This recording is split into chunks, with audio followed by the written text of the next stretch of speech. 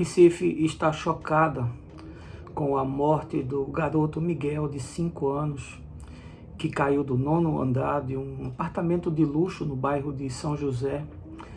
E nós estamos comovidos com essa tragédia. A mãe do Miguel, Mirtes, mora num bairro de periferia, numa casa simples, e era empregada da família por mais de 4 anos.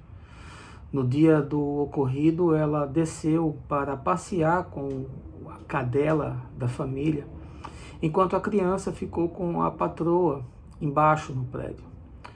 Por algum motivo, essa criança foi colocada no elevador, foi clicado o último andar do prédio, e quando a porta se fecha, ela fica sozinha e começa a clicar em alguns botões do elevador. Tragicamente, num dos andares que a porta abriu, ela saiu, entrou num corredor e acabou despencando de um local que é reservado para os ar-condicionados. Quando a Mirtes voltou com a cadela da família, ouviu do porteiro que havia despencado alguém do prédio. E quando chegou ao pátio, era o seu filho. Ela se aproximou da criança, ele ainda respirava, gritou por ajuda. O garoto foi levado a um hospital de referência da cidade, mas não sobreviveu. É difícil a gente imaginar como uma pessoa pode lidar com uma situação como essa. Ninguém se recupera, ninguém volta a ser normal depois de um acontecimento desse. E o que cabe diante da dor de Mirtes e da sua família é a reverência, e é o silêncio contido. Mas aqui não posso me furtar de fazer uma denúncia contra o grave problema que nós estamos vivendo na nossa sociedade, de desumanização, de dessensibilização, de não percebermos os abismos que existem entre aqueles que podem, entre aqueles que têm e aqueles que não têm. Às vezes não tem sequer o mínimo para sobreviver. Um cachorro hoje de classe média tem acesso a luxos que uma criança de periferia jamais imaginou ter. São tratados com banhos no pet shop, com shampoos especiais, com perfumes franceses por vezes. Recebem uma alimentação balanceada, têm direito a saídas para banho de sol, para fazerem suas necessidades. Há locais em algumas cidades que têm spa para cachorro, onde eles podem ser tratados iguais a pessoas humanas. Tem lazer, tem área para fazer esporte, tem banhos especiais, tem piscinas especiais. Cachorros bem cuidados, tem veterinários de alto nível. Quando ficam doentes, podem ter os melhores tipos de medicação. É uma vida que muitos almejavam ter. E aqui eu não estou sendo contra o cuidado com os animais. Eles são parte da criação. Eu não estou sendo contra você tratar com dignidade os animais, porque sim, eles merecem o nosso respeito. Mas eu não posso comparar o valor da vida de um animal com o valor da vida de uma pessoa, sobretudo de uma criança. Uma criança pobre no nosso país não tem acesso a tanto luxo, não tem uma comida balanceada, diferenciada, às vezes sequer come 3 vezes ao dia. Para ter uma alimentação pobre, mínima, tem que estar numa creche.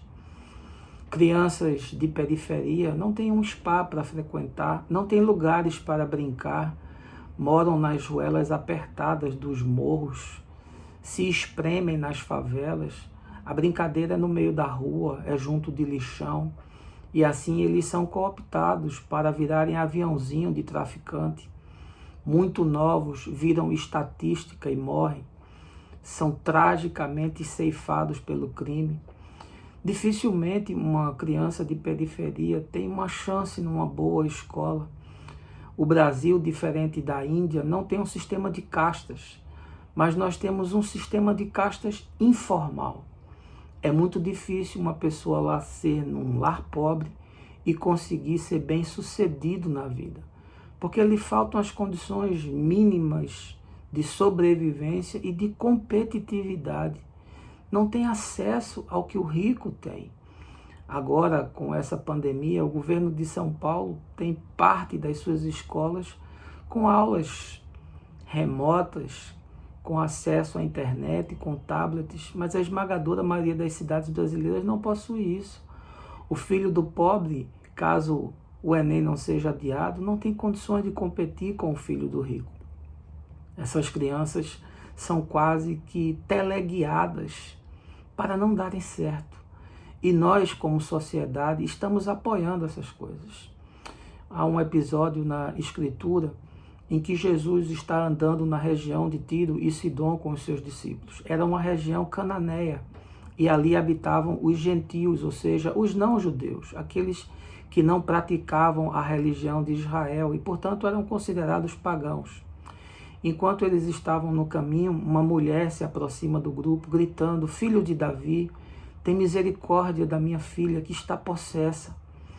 E Jesus, sabendo da animosidade que há entre judeus e gentios, os judeus costumavam tratar os gentios como cachorros. E aí Jesus disse: "Olha, eu não fui enviado senão as ovelhas perdidas da casa de Israel. Não é bom tirar o pão da boca dos filhos e dar aos cachorrinhos." A frase parece chocante, mas ela é pedagógica.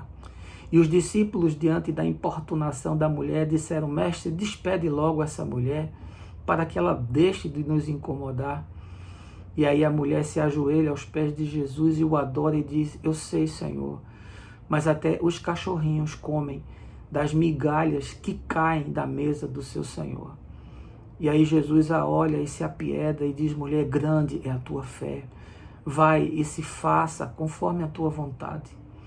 E aí os discípulos começam a perceber que no ensino de Jesus não há discriminação, não há preconceito, não há escolhidos, não há separados, não há castas, porque Deus amou o mundo de tal maneira que envia esse Filho para que todo aquele que nele crê seja salvo. As pessoas que impressionam Jesus não são pessoas de Israel, é um centurião romano, é uma mulher sírio-fenícia. São pessoas que chamam a atenção de Jesus e eles não fazem parte desse DNA sagrado. Eu tenho a expectativa de que a família de Mirtes seja de alguma forma consolada. Tenho a expectativa de que a justiça trate esse caso com rigor.